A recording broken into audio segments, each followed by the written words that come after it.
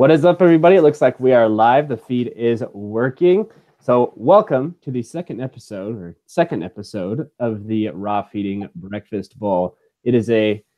I'm excited for today because, and I need to actually mute myself over here on YouTube so I'm not listening to myself the entire time because that was really disorienting. But welcome to the second episode, and I messed up already, and we're like 30 seconds in, so we're off to a great start.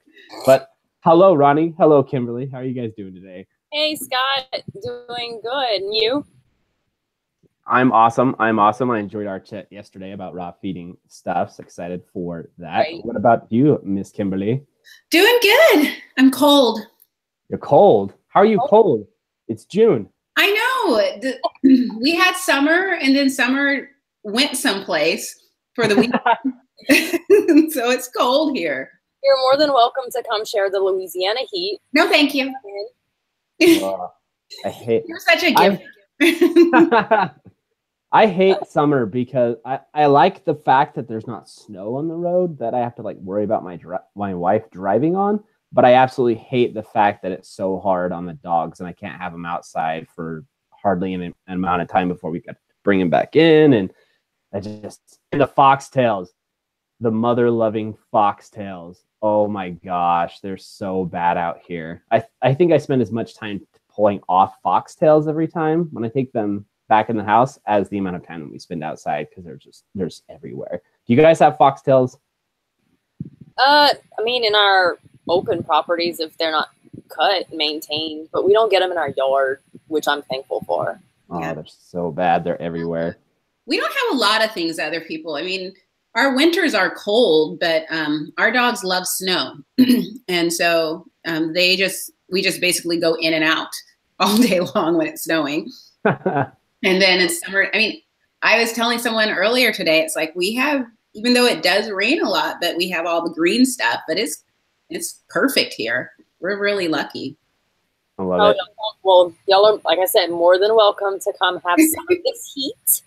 It's very hot. And it's humid. Keep your heat and you can keep your pretty much it's like a sauna out here. It's actually really nice today. There's a breeze, which is why I was okay with sitting outside. Because otherwise, there would have just been no chance. Because I would have been sweating and like dying. But today's pretty decent. Hilarious. All right, so let's go ahead and get started. Kimberly, it is your month for the Raw Feeding Breakfast Bowl. Yes. Saw a preview. So, this is the first time I'm setting up my camera. So I'm hoping that I'm doing this right, but I'm probably not. So let's just see. So screen share. Do you guys see it? Not yet. Okay. Oh, because I actually need to say share. Yeah, that. You see it? Yep. Okay, yes, this is my meal. So I did it twice because I wanted to show my meal just completely plain for the folks who do not, you know, when you add in the vegetables and supplements, it kind of hides everything. And so on the right is just the plain meal. And I don't know if you guys can see my little cursor, but, and I should say at the 12 o'clock, that is ground beef trachea. And then going clockwise, that is emu cartilage. And then, you know, big old egg in the middle.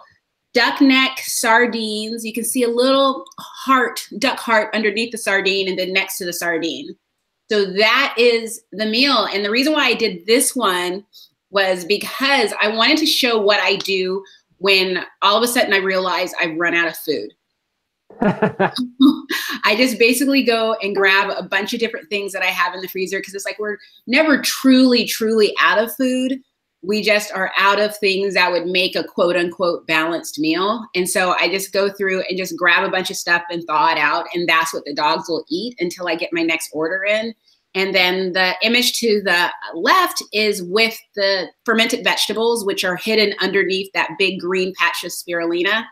There's also 2 joint supplement tablets in there because this is Sydney's dish, and some bee pollen, and some right up here, milk thistle.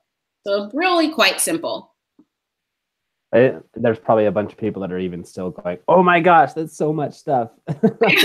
I know it's so funny because I still don't think it's like a lot. I think it's just sort of like, I'm just going to start throwing stuff into a bowl until it reaches Sydney's, the amount that she could eat. And then that's what they get. It's really quite easy. There's no worries.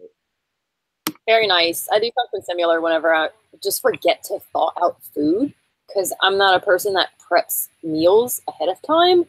So it really sucks whenever I didn't thaw anything because there's just nothing. And I store, like I prep and, well, I don't prep, I freeze and store everything in like really large gallon bags. So it's like 5 pounds I have to thaw at a time. And it's not like I can quickly thaw that. So I just run to the grocery store and I pick up chicken quarters or wings and like some beef meat and 10 sardines. Like I'll just throw something together quite similar to what you have. Yeah. And your dog doesn't die because they didn't have a completely balanced meal one time? No, I'm pretty sure they're alive. They're very animated dogs if they are not alive. Yeah, right? I love it. Next month is going to be challenging for me because it's going to be my turn and my dogs eat once a day. We intermittent fast them every day and they eat in the evening. So it's going to be a tricky one for me because I can't show, here's what I feed for breakfast, unless you guys just want to like look at a blank screen. And then that would be what I normally feed for breakfast. But somehow I don't think that would be too entertaining or educational. So I'm going to have to figure something out. Well, if it makes you feel any better, I'm the same way. I feed once a day and I don't even feed breakfast. So whenever I came up with my breakfast bowl, it was just coming up with something easy. And I thought the idea of sharing with one another was a good one as a breakfast snack. I guess that's what you could call it. Breakfast snack. Breakfast snack. That works. That works. Plus yours was awesome because you share it with your dog. I mean, Kimberly could technically share hers if she wanted to. She might end up really sick. I could. Hey, add some fire, some time in the oven, and you toss it in the microwave. Taste that emu cartilage and that sardine head. Yeah. Awesome. Let's see here. We've got 8 people watching now, which is awesome. We already have 5 thumbs up, which is also super awesome. Thank you guys very much. And we have 3 people chatting with us so far. We have Jasmine. Hello, Jasmine. Nice to see you. Sammy's World is here. Nice to see you, Sammy's World. And Alyssa Bailey is here as well. I think I saw all 3 of you in the Tuesday live chat on the Dog Dad channel. So I'm glad you guys are joining us here. Jasmine is saying, hey, excited to listen in today. Sammy's World is saying, I'm happy to catch you guys. I hate summers too. Hard on my dog as well. Agree with Scott. And Alyssa Bailey is saying, busy at work, had to go in early, so I'll catch y'all on the replay. So excited and can't wait for you guys to start doing it twice monthly. Well, that's all up to you guys because we are crazy busy. So as soon as we start getting a lot of traffic on this, then we'll start having a twice a month conversation. But for right now, I think once is still crazy. I don't know about you guys, but yeah. You don't have to ask me twice. Yeah, definitely. I love it. So let's jump into one of the topics because I know that we will eventually go off on other topics because that's kind of like the whole point of this thing was to just sit down and chat about stuff. But there is one topic that I thought about and wanted to talk about today. And that's something that I see people talking about more and more in groups and in some videos, but mostly just in groups and then in private conversations, that kind of thing. And it's the whole raw feeding versus fresh food / raw feeding, fresh food / fresh raw feeding. Like this whole big thing where it's, well, raw feeding isn't exactly correct. Fresh food is more correct, but raw feeding is what we've been calling it for 20 years, 30 years, et cetera, et cetera, et cetera. So what are your guys' thoughts on this whole thing? Obviously, there's not a right or a wrong answer, but is fresh feeding or fresh food more appropriate? Is raw feeding more appropriate? Does it not matter at all? What are your thoughts? You go ahead and go first, Kimberly, unless you don't. Oh, that is so. I wish Emma were watching because this is like totally her bailiwick with the fresh food movement. And I look at it 2 ways. I look at it in that raw feeding has been so demonized by the media that some people want to get away from the term raw feeding and start saying fresh food or feeding fresh or fresh feeding. However, I don't see anything wrong with it. As raw feeders, that's just what we do. And it's kind of a conversation starter.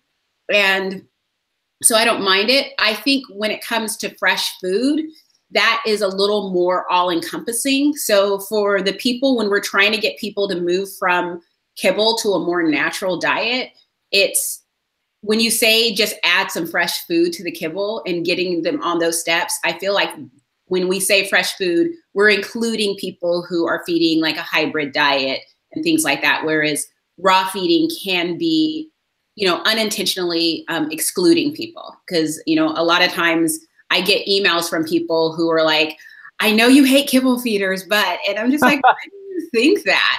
And it's, you know, and it's because, well, you never write about kibble. And it's like, well, it's because I don't feed kibble. It's a personal blog. So I write about what I do. And so since I don't feed kibble, I don't have a reason to write about it. And, you know, and the same thing when I had the group and I had the rule, it's a raw feeding group, so we don't talk about kibble. And so everyone was like, she kibble shames everyone. And it's just like, good Lord.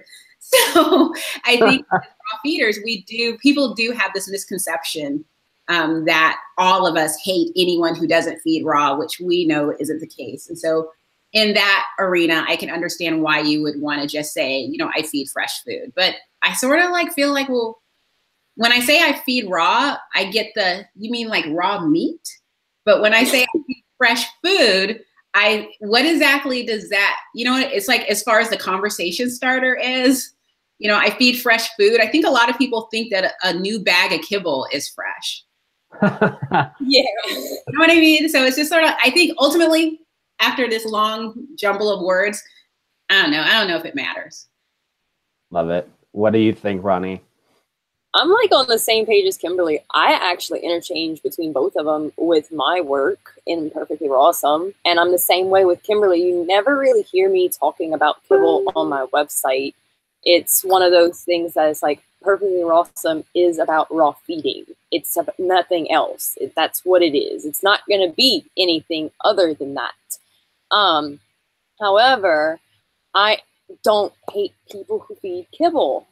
It might seem that way because my raw feeding group, again, is a raw feeding group. My website is a raw feeding website. But I'm a dog trainer, and 99% of my clients feed kibble, and there's always kibble in there. So for me to sit here and say that I hate kibble feeders is absolutely ridiculous. I think it's bad when you feed a bad kibble. Like, I'm pretty opinionated about that. But when it comes to the fresh food, raw feeding, that kind of stuff, I interchange between them both. You'll hear me say fresh food, raw feeding. And I, like Kimberly said, is whenever I tell people I raw feed, and they're like, what? What? Like, what is that? Raw feeding, raw meat, raw bones. You mean raw bones? Like, it's just like, they don't get. You don't cook it all? Right. Raw feeding. Like, if I would cook my dog's diet, I would say my dog's on a cooked diet. But I do like how fresh food encompasses all of these particular ways you could feed your dog, because you could sit here and you can't sit here, should I say, and say that raw feeding is the only way to feed your dog. It's really not. And there's ways to be able to provide a balanced diet and a cooked diet. And God, I'm going to get so much crap for just saying that, but it's true. You can feed a balanced cooked diet. You can't feed cooked diet or a raw diet. Feed your dog kibble, but try to supplement in fresh food when possible. You know, so I think it's bad for us to demonize, in my opinion, the raw feeding term as well, because I don't want people to shy away from that idea. Because if we just start saying fresh food, perhaps the discussion of getting into raw feeding may get put on the back burner. Because let's say that's our ultimate goal anyway. So I think the usage of both of them interchangeably acceptable, and I think we should just still continue to raw, but stop shying away our kibble feeders, which is one thing I'm working on personally, is with my Mission Slim Possible group. It's going to be focused on obviously health and wellness and achieving your thin ideal weight for a dog. Whoa, the storm's coming in, guys. Look at this. Yeah, that feels great though. Is to achieve, to help fight obesity. But part of that is diet. And half of these people with obese pets, they don't want to feed raw. So that's an avenue that we're going to try to dabble in fresh food with those types of people. Yeah. Everyone can feed raw, and not everyone will feed raw. So. Love it. I love it. I love it. Well, and I just so that you know, Ronnie, I just muted you while you weren't talking so that the tornado didn't take over all of the noise. I know Ronnie looks like she's in a I don't know, some type of action movie with the wind blowing and stuff like that. It's like, amazing. I think it stopped. There we go. Yep. It looks like she's in like the VO5 commercial or a Swab commercial. Or something. Is the wind making the mic muffled? When it was blowing really bad there for a second, it was. Okay. It's probably gonna keep coming. All right, will do. We got the control room area going over here, so I'll just mute you if you're not. Yeah, it's storming. Please stay away while I'm outside. I can't go. Bad storm, bad. Didn't you know we're doing a live stream? Come on, get it together. Way, Mother Nature. I got things to do. Hilarious. Well, for the most part, as usual, I'm pretty much on par with you guys on this whole fresh food, raw feeding thing. I think that I caught myself starting to say raw feeding and fresh food because I heard more people starting to say it, and I wanted to indicate that I was talking about the same thing. But for me, at least, just because I've been doing it for so long, raw feeding isn't going to change for me as far as when I'm talking about it normally. So probably on my end, what I'll continue to do is when I do videos and live streams and content, that kind of thing, I'll probably continue saying stuff like raw feeding and fresh foods so that people that are coming in that are new, then like you guys are talking about, it'll be a little less of a turn off, more to speak, because they're like, they hear fresh food and like, oh, well, fresh food's a good thing. So maybe there's something to be heard from this conversation. Most people get, circles kind of thing once into our groups, into our channels and all that kind of stuff, then it's probably just going to be raw feeding for me just because it's just what I'm used to and what I've been doing for 8-9 years. And so I'm probably not going to change that. But I think that there is also, maybe I'm just making this up in my head. Maybe I'm that kind of a crazy person and no one would argue with you if person. But I have heard some people say things like, all that we are doing is creating another piece of division in the community. And I'm just going, maybe, but probably not. I've never once heard fresh feeding and then thought, oh, well, that's not something that I do. I do something completely different. Like I've never jumped to that conclusion when I heard somebody say fresh food instead of raw feeding. But I can see how somebody would look at it and think that, how in the past we've had barf versus prey model or prey model versus whole prey and why one is better and the other is superior and the other one, et cetera, and so on. So what do you guys think about that? Do you guys think that there is any chance of this creating more division thing by calling it fresh food instead of just sticking with raw feeding? No.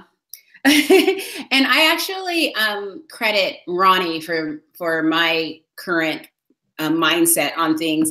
I think it's like when we start talking about division, it's, in my opinion, shedding a light on the fact that we are incapable of having a conversation in which people are sharing different points of view. It's just basically saying we don't know how to disagree without it becoming a conflict. But there is very much a way to say, hey, I think prey model is best. That is perfectly acceptable for someone to say because based on their experience and what they've seen, that is their reality. And then someone else can say, I don't think that it's best for my dogs. I think barf is best. And that is perfectly acceptable to see. It only becomes divisive if we start attacking each other.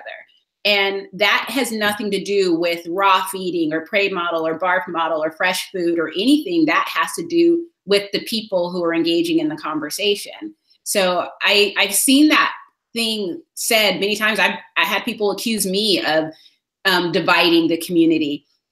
And it's not necessary to say, I just don't believe that that's the case. I think that it's okay for us to all be able to share what we're learning. And if it weren't for, it's funny because Ronnie has had her site for 3 years or so.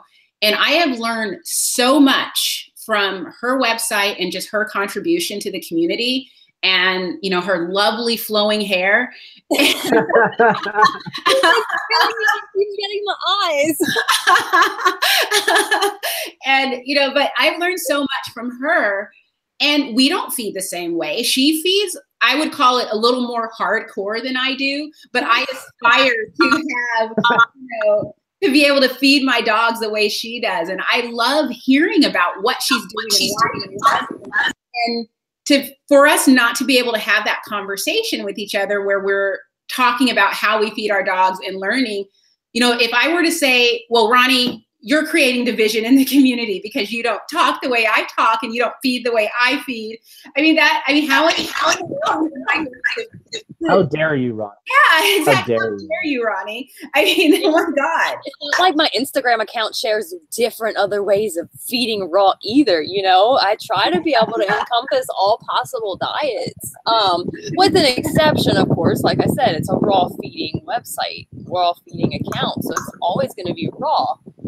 And I flip back and forth all the time. But yeah, I would say I am more on the, would you say, hardcore side, because I just feed whatever I get, because since I get stuff from hunters, and it's just one of those things, it's like I get it, like whatever I get, I'm not going to waste it. And I'm one of those people is like, I really like the idea of reducing waste when it comes to the commercial farming industry, even hunting or just our pasture farmers and things like that, because there's a lot of waste associated with this. And the wind's blowing, so I'm going to stop talking so you can mute me again.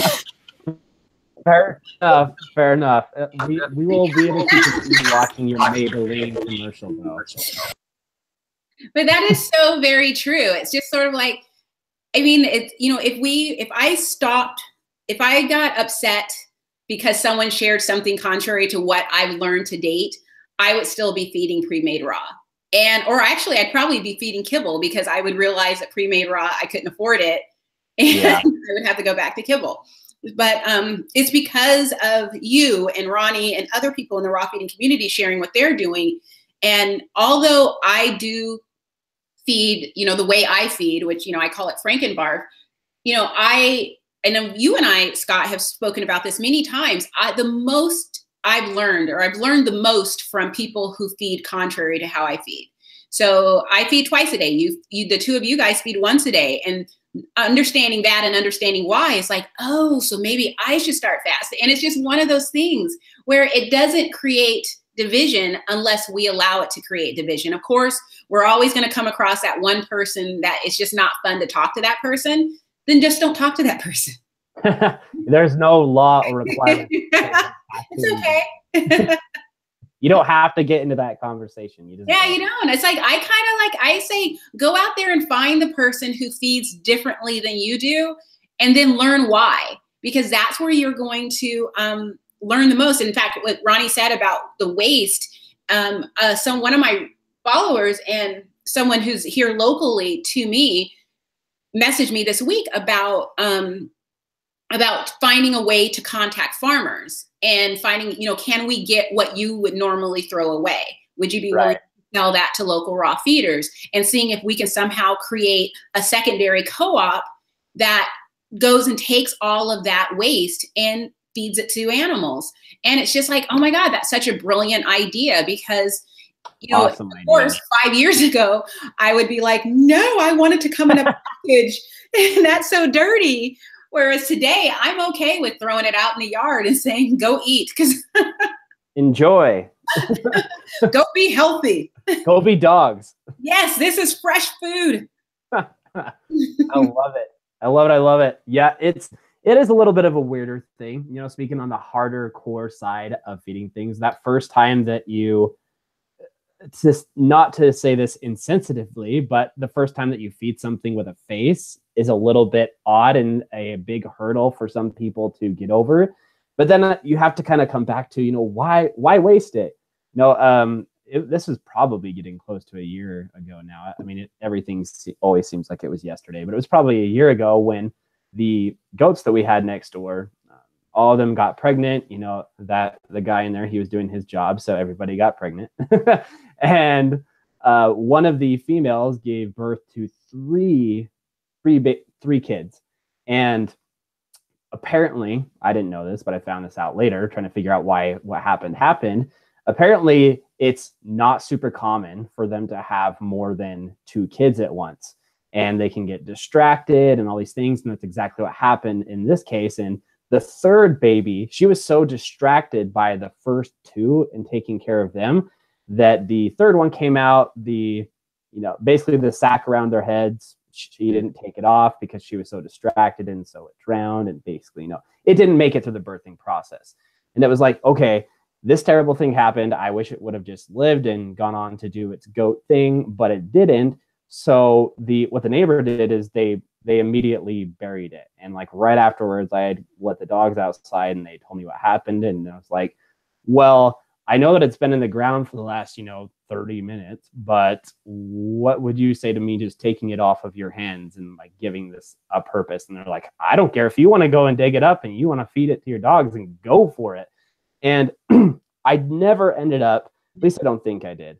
I don't think that I ever ended up posting the video because I didn't know if my particular audience was ready for that yet. But if we can have situations where you can contact farmers and you can contact processing plants and get all that kind of stuff, like, why waste it? There's so much meat all over the place. There's so much of it that gets wasted. It makes me sick seeing what gets wasted, especially now. Like, just as a human being, it makes me sick, all the food that we waste. But now being a raw feeder and looking at the amount of meat specifically that we waste, I'm like, do you have any idea how long I could have fed my dogs with that food you just threw away? You are freaking nuts.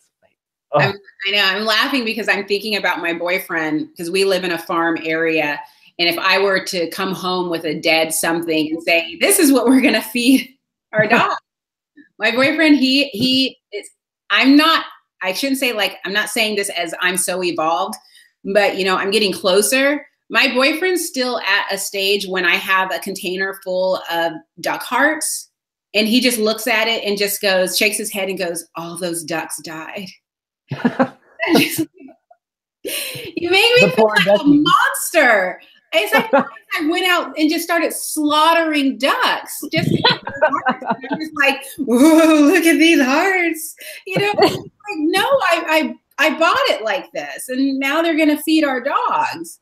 But then but yeah, he's not there. Some people just aren't. Some people's spouses don't get there either. I had somebody, a course student and a group member yesterday, or the day before, they made a post about how their dog got a hold of a couple of baby rabbits. One of them lived, one of them didn't. And they were like, do I have to gut it? Do I have to, check for all these things? And I was like, well, it's really going to be a good idea for you to do that, because I wouldn't feed it if I wasn't checking it, because it's wild game.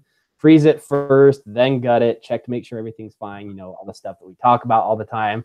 And she was just like, do I really, really have to do it? Like, I just don't want to do that. And I'm like, well, then it's time to make hubby do it. Make him do it. And she's like, I don't know if that's going to call a local friend. I would just have a friend do it. I know plenty of raw feeders in the area. I would just, I have a local raw feeding group, and I would just post in that and have someone come and help me. Yeah. I think it's kind of beneficial if you can at least once gut something, process something yourself, just to get a further appreciation of where your meat comes from. Yeah, and that's funny because like that you're all talking about this, because I really started dispatching livestock and butchering it for myself from start to finish. So that takes it to a whole nother level. Other than getting, because I mean, I still do to this day. Like I have connections with a few hunters locally that do travel, tour guides. And it's really unfortunate that the sporting industry for hunting still exists. Like people still go out and they hunt, but they don't necessarily eat the meat that they killed, which I am really against something like that. Like just eat what you kill. That's just how I was raised. But unfortunately, there's people like that. And this guide that takes these people on these tours, he actually keeps all the meat from the people that kills animals on the tours that he takes, and he brings it to me. Nice. So like last year, I got like 5 whole mule deer, which is like significantly bigger than a whitetail venison. And I'm still working. That's like 500 pounds of meat that I just got for free, and it's wild game. That's crazy. Red meat, and I just got it for free. Now I had to go through and process it all. And then, like I said, I just started recently buying like whole goats, and we put those down and dispatch and butcher and go through that whole process. And it is different, but it gives you an appreciation, because what I like about it in particular, not only are you supporting your local farmers because it helps support your economy, but at the same time, especially when you get a good farmer, you know how that animal was raised. Right. You can ask questions about the farmers that I go to, I have been on their property. I see how they handle their animals. I've been there with their goats after they had birth because she was keeping the placentas for me. It's just things like that. Once you make those connections, it's really fruitful.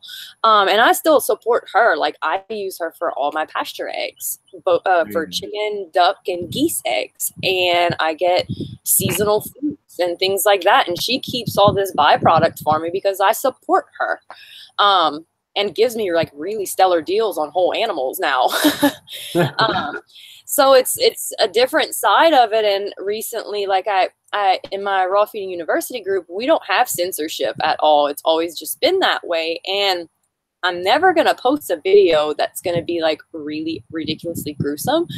But I just took a video of the past dispatch that we did was 2 goats. We did it one day. And after you dispatch an animal and it's fully like butchered, the meat still twitches. It's just nerve spasms. Yeah. And I videoed that, and it was nothing else. All you saw was the meat twitching. There was no fur, no excessive amount of blood, no eyes, no face, nothing. It was just the meat twitching. And people in my group lost it. Like, well, not everyone, of course. Some people very interested, but then other people like really thought it was gruesome. And I'm like, well, if you ever come to this point where you dispatch your own animals, you need to know that you're going to start to see this. Like it's just a part of the process. Because right. I mean, I'm used to it and I'm desensitized because like I said, my family's hunters. My family is a farming family. So I've been around this type of stuff. So I just see when they dispatch an animal or when we do it, it's a big deal. I'm taking a life away. So I don't want to sugarcoat it, but at the same time, it's not a crazy shock factor for me, if that makes sense. Yeah, totally. Yeah. Totally. And I think that it's what's interesting about all of that is, when I look back at my former group, and I think that was a mistake that I made with that group, is trying to keep it super PG or even G rated with regard to the videos and stuff. And the whole point of raw feeding is that you grow and evolve. You can't stay super G rated. You can't avoid the realities of what it is to feed raw.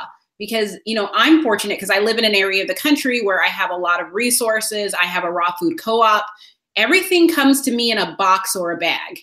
So I'm lucky. But if I move out of this area, or for people who follow me who don't have something like that, they need to know, what can they do? And I do get those questions all the time. And so it's like, it can be upsetting to look at videos like that. I'm not running out looking at videos of someone actually dispatching an animal, but I think it's really important. Someone once shared images of, butchering a deer. And I actually, once I got over my, oh, Bambi, feeling of it, I had questions like, okay, so what are you doing? And what does this mean? And what do you do with this? And how much of this animal do you use? And is there anything that you throw away? And I just found it really, once you get past the, okay, this is happening, and start asking questions, it's amazing how much you learn. And Ronnie's going to be ready for the zombie apocalypse. So hilarious. I love it. The rest of us are going to be like, remember grocery stores? One note on that, and then I want to get to some of these comments here. But I think that it is a really good skill to have. Like, I really, really do. And it can be really useful. For example, we recently got 5 chickens just from somebody here in our town that couldn't take care of them anymore. They didn't have the time, and they weren't being neglected, but they were like, they're going to be neglected if we don't get rid of them because we don't have time to take care of them anymore. I'm like, okay, well, cool. We're looking for chickens. Literally, we just finished the coop, so we'll take them off your hands. Well, it was 3 hens and 2 roosters. And for those of you guys that don't know, you do not need more than 1 hen to service just 3 ladies. So, and I did not need to be feeding another chicken and wasting more feed and all that kind of stuff. So we took care of him. We named him Chris afterwards, and Chris was absolutely delicious. But it was a great thing, because if not, I would have had to just release him, let him go, and he probably would have ended up being, hunted by something, because we have coyotes in the area and loose dogs and all kinds of things like that. So instead of just either letting him go and letting nature take care of itself that way, or just dispatching him and then throwing him away because, ew, ick, I don't want to, pluck him and gut him and all those kinds of things, he didn't go to waste. I was able to, in, a 2-hour period, not counting the amount of time that it took cooking the portions, the breast for us, but in a matter of like 2 hours, I was able to go from, here's this extra rooster that we don't need and don't want, to full-blown dinner for the boys, completely fresh, never frozen, all this beautiful stuff, feathers, everything, because the skill was there to take that, take Chris and turn Chris into dinner. So let's go ahead and get to some of these here comments, because I want to make sure people feel included in that. We're not just totally ignoring them. But hey, we ranted. That's the whole point of that's why we're here, is to rant, right? Rachel G is saying, I love fresh feeding just because I think it makes more sense to people on the outside. I totally get that. Raw sounds scary, and fresh food makes sense with how people are trying to feed themselves. It's very true. It's a it's a good bridge. It's a good connection point. It's the same kind of concept where you start talking about kibble, and you can bridge that gap and say to somebody, hey, is a diet for you of like 50% carbs and sugar good for you? And they, of course, say no. And you're like, well, now let's talk about kibble. And so that fresh food, that carbs thing is definitely a bridge like that. So I totally get that. Sammy's World is saying, I feed my dog raw, but my cat kibble and canned food. Kimberly knows all about this one. Go figure. I tried raw for my cat, but he would vomit all the time, so I had to switch back. What was your experience like finally getting your cat switched over, Kimberly? Actually, it's funny, because now that it's done, it was easier than I realized. But then I think about the fact that it took me years to do. So, first I spent my time just getting my cat off of the kibble and just getting him to eat canned, and he would not always eat canned. So I'm going to say something that's awful. I was talking to one of the major, a person, she owns a raw food brand, and I was whining to her about it. And she's go to the store and get some Fancy Feast or something like that and give that to him and see if he'll eat that. And then you get him off of kibble, get him onto the cheap canned food, then get him onto expensive canned food. So that I was basically just moving him too fast. So I did that. I got him off of the kibble onto the cheap grocery store canned food, then moved him to a higher quality canned food. And that actually comes in a pouch. And I kept him on that for 2 years. And every now and then I would try to add raw. I would add like freeze dried, but I would try to add raw, but he was just like, nope. But what I was doing is I was feeding him raw, and then I would feed him canned food. And what someone recently told me, probably like 6 months ago, mix the canned food with the raw. And it's like, duh. And so I did that, and he ate it. It's so funny because I just added like a spoonful of raw and mix it in there, and then just like, okay, we'll see. And I just went about my day, and I went back and saw that his bowl was completely clean, and was just like, and so I slowly started adding a little more and a little more. He's had 1 full raw meal, no, 2 full raw meals.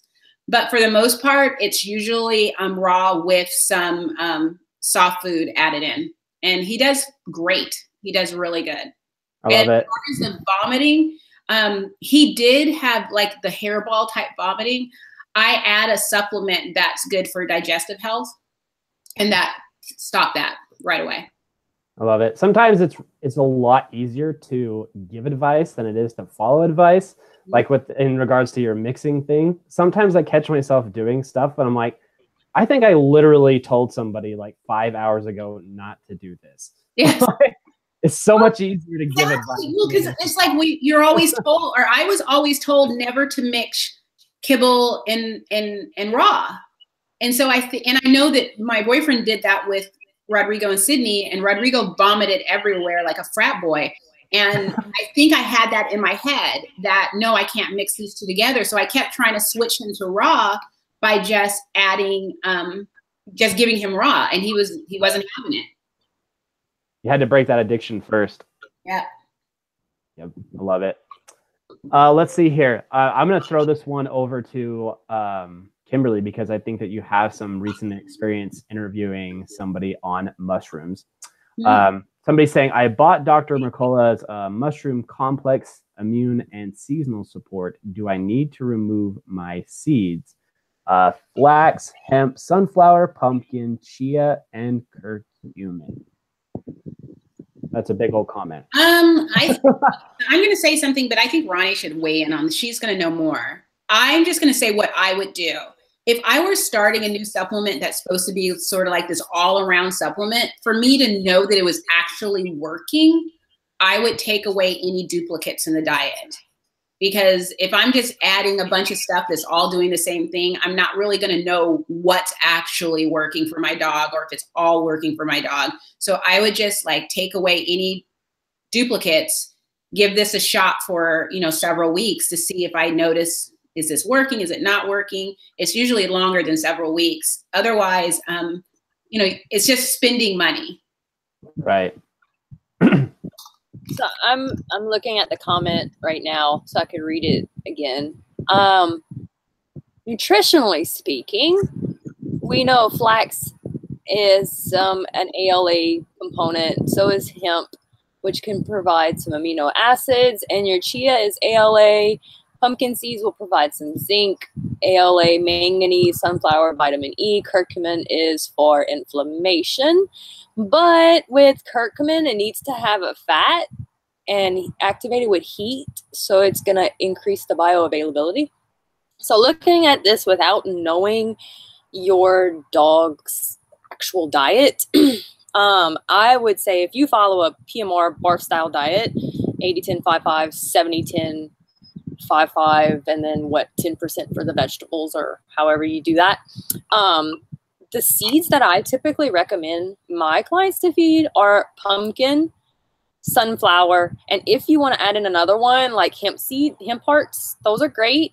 I'm not a fan of flax. I'm not a fan of chia. Recently, I've been seeing a lot of dogs with allergies respond to flax in a really negative way.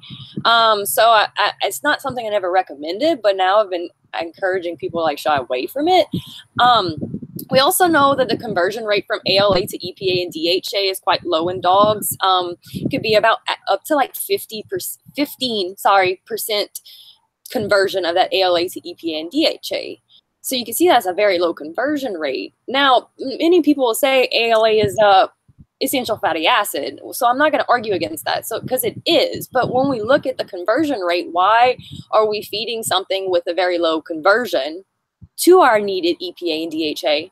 Why not feed an EPA and DHA product? Fish oil, krill oil, phytoplankton, pasture meats, pasture eggs, things like that.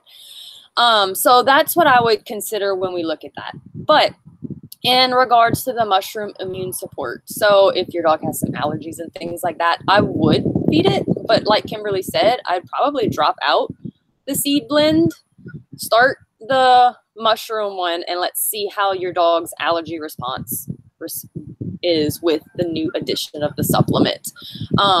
And continuing something like your pumpkin seeds, which will provide zinc and manganese and for the diet. It also includes ALA. And sunflower seeds provides vitamin E. So you could keep with that and keep in your diet nutritionally sound according to vague NRC guidelines. I'm kind of calculating in my head here. You don't have it all memorized? Oh, no, I don't have a spreadsheet. That's not, no.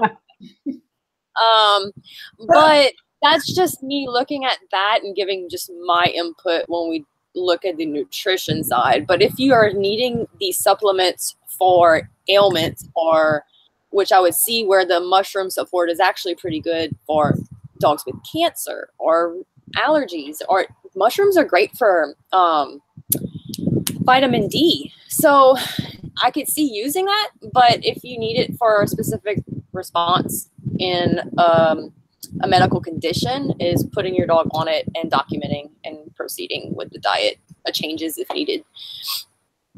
Love it. That's fine. I love it. Isn't that amazing? It's like, I'm just like, so like, oh my God, listen to her go. And this is why we all talk. This is why we all talk. I love it.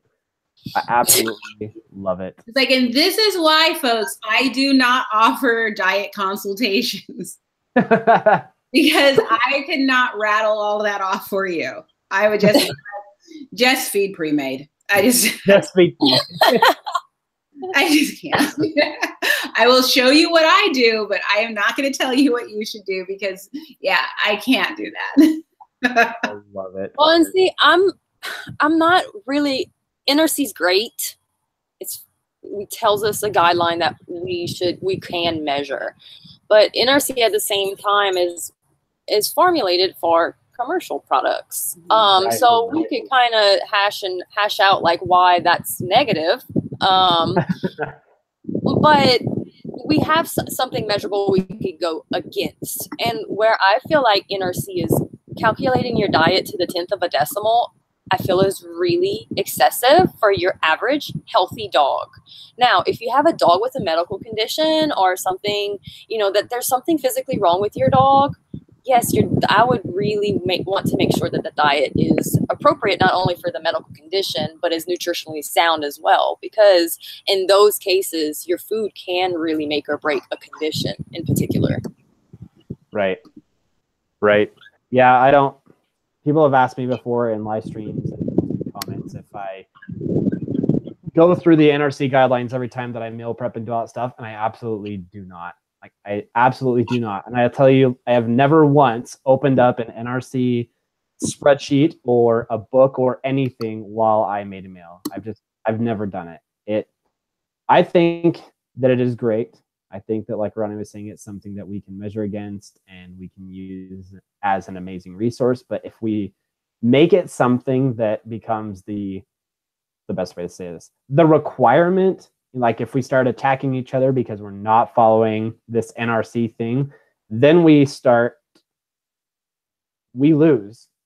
We start turning people off. If we start telling a newbie who looks at how we've been talking about transitioning to raw for years and it's been working for years, if we start telling people now that you have to open up these, like 25-point spreadsheet, Excel spreadsheets and all this kind of stuff to make your dog's meals, those people are like, nope, not doing that. There's no way I want to deal with that. There's no way that I'm going to be able to figure that out.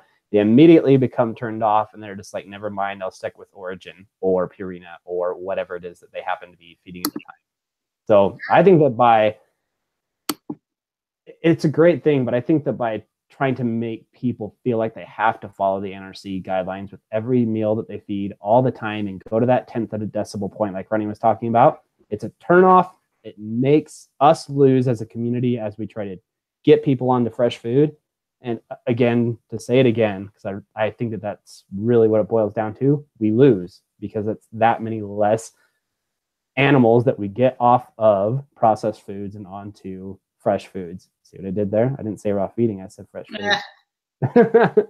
Now that I'm no longer an admin of a raw feeding group, I get a tiny bit of a different stance on it because I can let my nerd flag fly. And I have my spreadsheet and I love it. And it's funny because I don't spend a whole bunch of time in the spreadsheet. I just had fun building it. I'm still building it. I built it for Rodrigo, and now I'm working on Sydney. And then basically Sydney and Scout and Zoe's are going to be the same except for their weight. But it was fascinating learning where you get nutrients, like what foods bring what nutrients to the table. That was amazing because, you know, I was like really hesitant about things like this when I was an admin of my group because my group was specifically for newbies. And I really felt that people who are brand new to raw feeding, just based on my experience with the people who contact me, they would be completely turned off by this. They'd be like, nope, never mind. And me, even though I love numbers, 5 years ago, I would have been like, I don't know if I can do with this. But now, me, you know, I put together the spreadsheet. I got it. I'll share it over on my page today. I love it. And actually, I'll do a really quick screen share if I can figure this screen share crap out again. We have faith in you. You can do it. Yeah. So this is a spreadsheet. And what I love, this is Rodrigo's tab. And this is like all of the foods that I feed to Rodrigo. And one thing that I found is like, for instance, I feed him the canned oysters. And if you look at them, I always thought canned oysters were really high in manganese. Nope, they're not. So, you know, it's just, I thought that was really interesting. So stop sharing. Going back over my Google Hangout. So, but yeah, it's little things like that. So for folks, if you are interested in, like, after you have the raw feeding down and you're doing pretty good, if you're just interested in knowing where the what nutrients are coming into your dog's diet, where there may be some deficiencies and where, you know, you can change things up to make sure they get something, it's really cool to have it on hand. And actually this spreadsheet was super fat. I mean, people were telling me, no, it's easy to put together. And I'm like, whatever. No, I didn't build that from scratch. That's a spreadsheet that's free online. You can download it over or, you know, pull it over to your Google Drive. And then you just basically add your dog's information to it. And I got all of the nutrients from the USDA database. And the only thing it lacks, of course, is the bone. Yep. But, you know, it's just sort of like, it is pretty interesting. It's, you know, because I want my dogs to have certain things, of course, and it's nice to be able to compare that and see where it comes from. So that was like super fun. But I do agree that, you know, just thinking about myself and who I was, you know, 5 years ago, when I first started feeding raw, I thought that it might be a solution, but I wasn't 100% convinced. And until I saw the results. And if I had to do this spreadsheet in order to get to the results, I don't know if I would have done it. And, you know, and I think about all the people who finally come to one of us, but, you know, reach out to us when their dog has been diagnosed with cancer or when, you know, basically when they've had a life event with their animal. And it's just sort of like, you know, we want people just to come over because it truly is just the better diet, not because they're in dire straits. And so anything that's going to hinder them, I'm a little hesitant to share, but I am pretty stoked about this spreadsheet. I love it. Right. I think that Ronnie said it really well in a past post. I think it was actually a post about one of your spreadsheets or the spreadsheet that you're talking about here. And she said something to the effect of, you know, like, I see all these different changes and, you know, that's all the proof and everything that I need.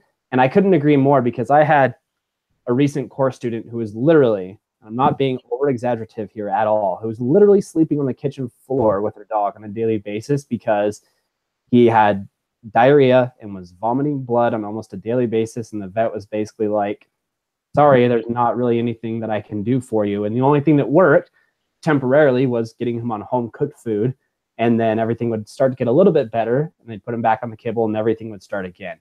And she didn't go through, there's no NRC guideline stuff when you go through any of my course or my book or any of that stuff. And that dog went from throwing up on the floor, blood and diarrhea and all these terrible, awful things, and an owner thinking, you know, is my dog even going to live? Like, is this the end? Are we going to have to put him down because his quality of life is so low? To now the dog is back into dog sports and is happy and smiling on social media every day. It's just awesome. It's there's so many ways to do this whole thing. I don't think you have to go to crazy spreadsheets. They can be an awesome tool, like Kimberly is saying, and they can be super fun if you want to use them. But they're definitely, in my humble opinion, not a requirement to transition. Yeah. Oh no. And then one thing that people don't realize, like especially like with me, even though I know how to meet NRC guidelines pretty goddamn easily. Sorry for cursing. But the diet that I feed my dogs, like the type of things that I get my hands on, there is no nutritional data for it.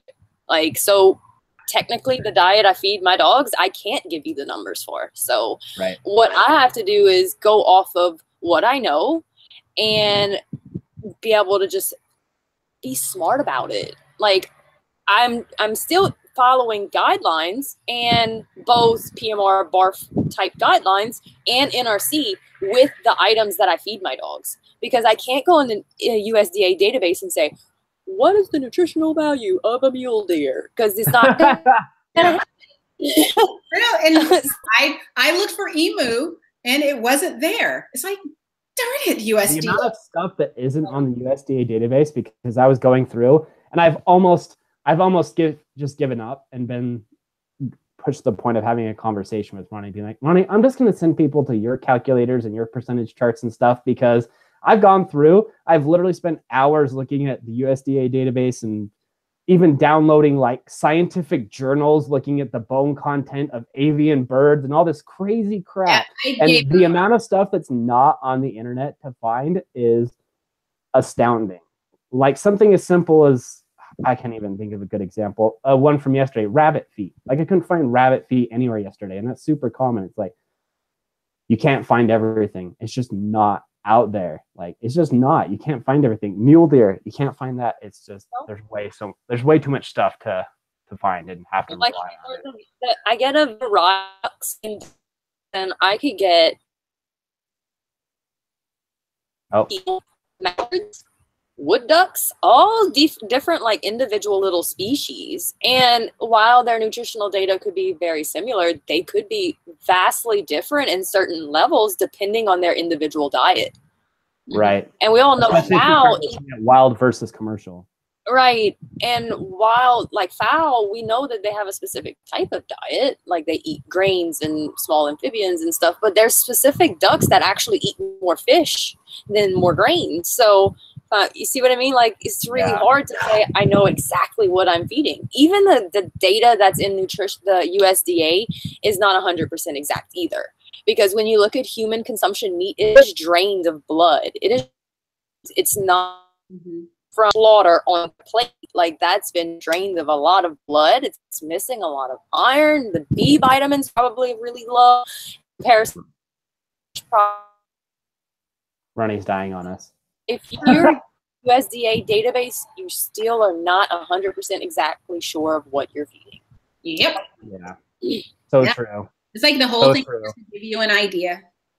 Yep. But it's like, you have to be willing to just, that's all we're going to get until someone comes out there and creates something for raw feeders, you know. I mean, really what it'd end up taking, which isn't going to happen, it's not going to happen, is for somebody to go out there and capture every possible species that you could get your hands on and put it through the whole ASH process, and they get all the numbers and stuff, get the what is the word I'm looking for here? Organic numbers, the non-organic numbers, all that stuff for every species that we could possibly be feeding. And it's not going to happen. No. And even if they did that, it'd be one example. Yeah, I was going to disagree with you, but no. It's like, it'd be crazy expensive. Yeah. It'd be crazy expensive. I hope somebody does. That'd be super cool. Like, you know, I don't even know, whoever the guy is that owned Virgin or whatever it was, you can go in and pay for it. Don't waste the meat, dude. Let's see here. We got some more tons of more comments coming through. Let's see if we can find questions that aren't just Ariane was saying Chris was delicious. Yes, Chris was absolutely delicious. And we appreciate his service. Let's see. Ariane is saying maybe for next month's breakfast bowl, I can do Peyton's breakfast bowl. Peyton is our in-laws Shih Tzu, and they have finally agreed to switch him over to raw feeding. So that's going to be a whole fun thing. So maybe we will end up doing his breakfast bowl. That is a great idea, Ariane. I like that. Let's see here. Looking for some questions, if there are any questions. Christine is asking, where can she get a hold of that spreadsheet that you were talking about, Kimberly? I will share it over on the Raw Feeding Breakfast Bowls Facebook page. There you go. And I'll just share mine. And in mine at the top, there's a link to the original spreadsheet. Love it. Rachel G is saying, I use NRC as a guideline, and sure, I'm missing some holes with things like seeds and mussels, etc., but I don't nitpick every single ingredient in my diet. Variety is key to balance. Yes. Monoxide PR. That's what brought me to the channel. We lost our Boston Terrier a couple of months ago to nose cancer. We searched and searched for answers and came across raw feeding. Now, it is unfortunate that that is what brings a lot of people over, and I'm thankful that I do not have a story that starts with, you know, a dog in a kitchen throwing up blood or terrible allergies or something like that. I'm glad that it just started with what's the best kind of situation, but your story is not uncommon. Monoxide PR is definitely not uncommon. Would you guys say that the vast majority of people that are coming over and wanting to transition, would you say the vast majority of them are coming over because of some kind of problem they're experiencing? Or is it because they're just looking for better stuff? Is it because they're seeing all this, you know, the bad media about kibble? What do you guys see the most that drives people over to feeding and fresh foods? Did I lose everybody? No, I'm just typing. Oh, okay. I think, well, one, I don't really take a lot of medical cases for formulating diets. If anything, I see a lot of allergies. Allergies.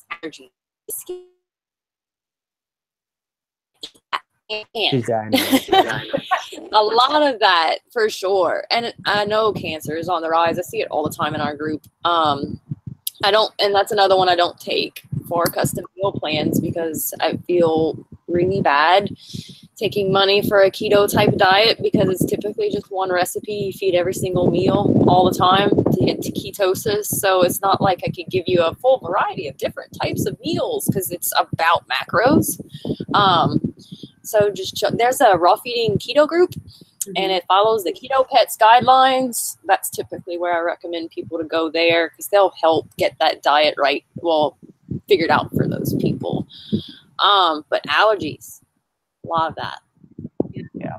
I think most of the people who come and find me today, I'm seeing a shift. So I saw a shift from, you know, people whose dog were having health issues, a variety of health issues. For my blog, it's going to be people whose dogs are having health issues similar to Rodrigo and Sydney. So arthritis, you know, cruciate tears for Sydney, you know, being overweight for Sydney, and then for Rodrigo, allergies, you know, skin issues, ear infections, blah, blah, blah, blah, blah, and his digestive issues, his list of issues. So those people find those stories. But I'm starting to see more and more people, I'm getting messages from people who are saying, I just adopted a puppy, or I'm going to pick up a puppy in a few weeks, and so I want to talk to you about feeding raw.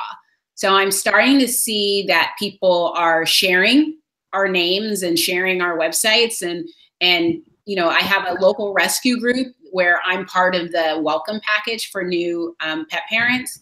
So it's really kind of cool. I think the shame, or you know, like the fear of telling someone that you're going to feed raw is still very much there, because the person who runs the rescue group, she gets a kick out of when someone doesn't want to say, because she asks, what do you plan on feeding the puppy, as part of the, you know, the conversation, so she can give them resources, and people are afraid to say raw.